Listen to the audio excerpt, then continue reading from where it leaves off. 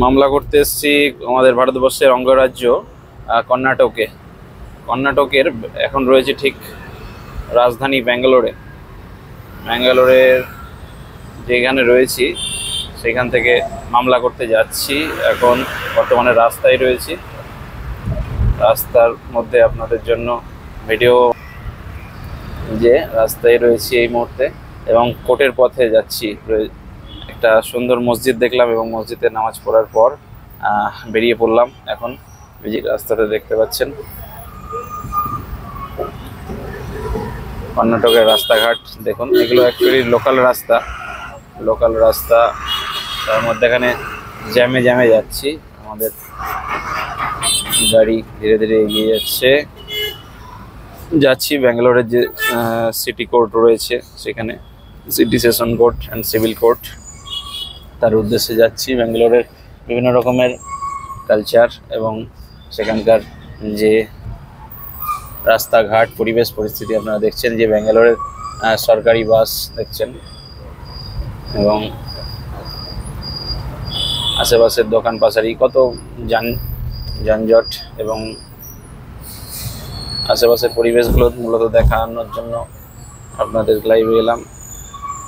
এবং সমস্ত ভিডিওতে আপনাদের যেমন আমি সতর্কতা করি যে বিভিন্ন গেমিং অ্যাপ থেকে দূরে থাকতে হবে, না হলে কিন্তু এই মামলা মোকদ্দমা হলেই যেসব সুযোগ নেওয়ার ব্যাপার যেগুলো চলে আসে, আপনি অপরাধী কি অপরাধী নয় সেই অনেক পরে আলোচনা বা পরে বিচার্য বিষয় হয়। প্রথমত আপনাকে দৌড়াদৌড়ি এবং ঝামেলা যেগুলো পোহাতে হয় সেগুলো কিন্তু পোহাতে হবে। যে যাই বলুক, আপনার ব্যাংক অ্যাকাউন্টের ওপর যদি মামলা হয়, আপনার ব্যাংক অ্যাকাউন্ট যদি ফ্রিজ হোল্ড হয়ে যায়, এমনি সেটা কিন্তু আনফ্রিজ হবে না। আপনাকে সংশ্লিষ্ট পুলিশ স্টেশন বা সংশ্লিষ্ট কোর্টে কিন্তু অর্ডার, সংশ্লিষ্ট ইনভেস্টিগেশন অফিসারদের সাথে কমিউনিকেশন, কোঅপারেশন যা করার ভারতবর্ষে যেমন পদ্ধতি চলে, আপনাদের নতুন কিছু বলার নেই। আমি ওপেন ফোরামে বলতে চাই না পুলিশের কাজ কিভাবে হয়, তারা কি নিয়ে কাজগুলো করে দেয়, আপনারা সকলেই মোটামুটি আন্দাজ করতে পারছেন। তো সকলে ধ্যান রাখবেন যাতে আপনি এই সমস্যাগুলো থেকে যতটা পারেন দূরে থাকতে হবে। PhonePe, Google pay, online UPI ব্যবহার করছেন মানেই আপনি কিন্তু রিস্কে আছেন। সাইবার মামলা দেশে যে পরিমাণে বাড়ছে, সবাইকে সতর্কতা অবলম্বন করতে হবে যাতে আমাদের দৌড়াদৌড়ি না করতে হয়। আপনার মূল্যবান টাকা, একটা টাকা আপনি ওই 10,000 টাকা ইনভেস্ট করে সেটাকে 1 লক্ষ টাকা, 1 কোটি টাকা করার ওই সেই মরুচিকার স্বপ্নে বিভোর হয়ে আরও কিছু লাখ টাকা আপনি খুইয়ে দেবেন। আপনার মূল্যবান টাকা দৌড়াদৌড়ি দৌড়ঝাঁপ করে আপনি নষ্ট করে ফেলবেন, এটা কিন্তু ঠিক হবে না। এই জন্য সকলকে অনুরোধ করব যাতে আপনাদের যে মূল্যবান টাকা সেগুলোকে সুরক্ষিত রাখতে হবে। অনলাইন ইউপিআই ব্যবহার করছেন মানেই আপনাকে সতর্কতার সাথে ব্যবহার করতে হবে সেটা। আর যদি মামলা আপনার হয়ে যায় এই সাউথ ইন্ডিয়ান রাজ্যগুলোতে, প্রচণ্ড স্ট্রিক্ট, সত্যি কথা বলতে। অন্যান্য জায়গাতে ভারতবর্ষের বিভিন্ন হিন্দি বলয়ের যেসব রাজ্য রয়েছে সেগুলোতে পুলিশের যেই কাজ সেগুলো টাকা পয়সা নিয়ে অন্তত করে, কিন্তু সাউথ ইন্ডিয়ান যেসব স্টেট রয়েছে সেগুলোকে কিন্তু অন্যরকম বিষয় ফলো করে তারা। যেমন এই বিষয়গুলো চলে, তার সাথে সাথে যে তাদের কর্মপদ্ধতি স্ট্রিক্ট সেইগুলো সাথে সাথে প্রতিটা কর্ণাটক বা অন্যান্য রাজ্য সাউথের যে রাজ্যগুলোতে মামলা হয় সেগুলোতে জানবেন কিন্তু প্রতিটা ওই ব্যাংক অ্যাকাউন্ট ফ্রিজ বা সাইবার মামলাতে কিন্তু এফআইআর তারা রেজিস্টার করে। অন্যান্য জায়গায় কিন্তু শুধুমাত্র কমপ্লেন করে, কিছু মামলা থাকে তারা এফআইআর রেজিস্টার করে। কিন্তু কর্ণাটক বা অন্যান্য রাজ্যের ক্ষেত্রে দেখবেন আপনারা যারা প্র্যাকটিক্যালি জানেন, প্রতিটা মামলায় কিন্তু এফআইআর করে এবং পুলিশ চার্জশিট সাবমিট করে। এবং আপনার অ্যাকাউন্ট যদি ফ্রিজ থাকে 100 টাকা, 200 টাকা, 500 টাকা, হোয়াট এভার যে টাকায় ঢুকুক আপনার, কিন্তু তারা আপনাকে নোটিশ করে কিন্তু ডাকবে থানাতে।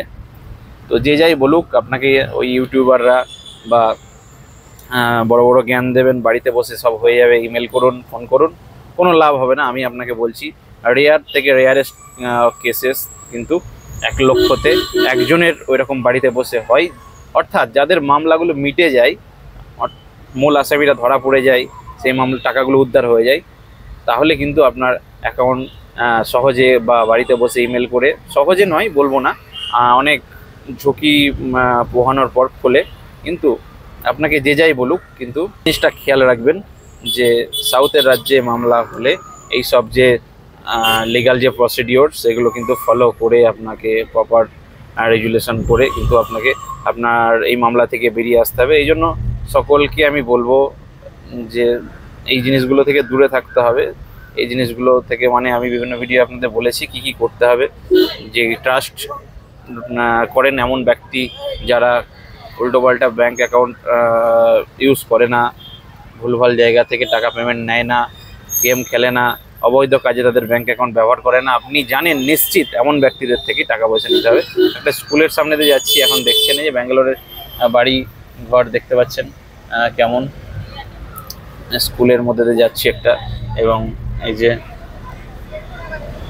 বিভিন্ন রকমের নাম এবং ভাষা, বিভিন্ন রকমের ইংরাজির ব্যবহার সীমিত, এবং তাদের যে ল্যাঙ্গুয়েজ রয়েছে কন্নড়, সেইখানকার লোকাল ল্যাঙ্গুয়েজে কিন্তু বিভিন্ন রাস্তায় লেখা রয়েছে দেখতে পাচ্ছেন। আবারও কথা হবে ব্যাঙ্গালোরের বিভিন্ন জায়গা আপনাদের দেখানোর সাথে সাথে লিগ্যাল যে অ্যাডভাইস আপনাদের দেওয়ার চেষ্টা করব। বলতে বলতে আপনাদের সাথে কথা বলতে বলতে কোর্টের কাছাকাছি প্রায় চলে এসেছি। তো সকলে ভালো থাকুন, আবারও কথা হবে, আবারও আপনাদের সাথে আইন নিয়ে আলোচনা হবে, বিভিন্ন বিষয়ে আপনাদের সচেতনতা করার চেষ্টা করব। ভালো থাকুন, সুস্থ থাকুন, ধন্যবাদ।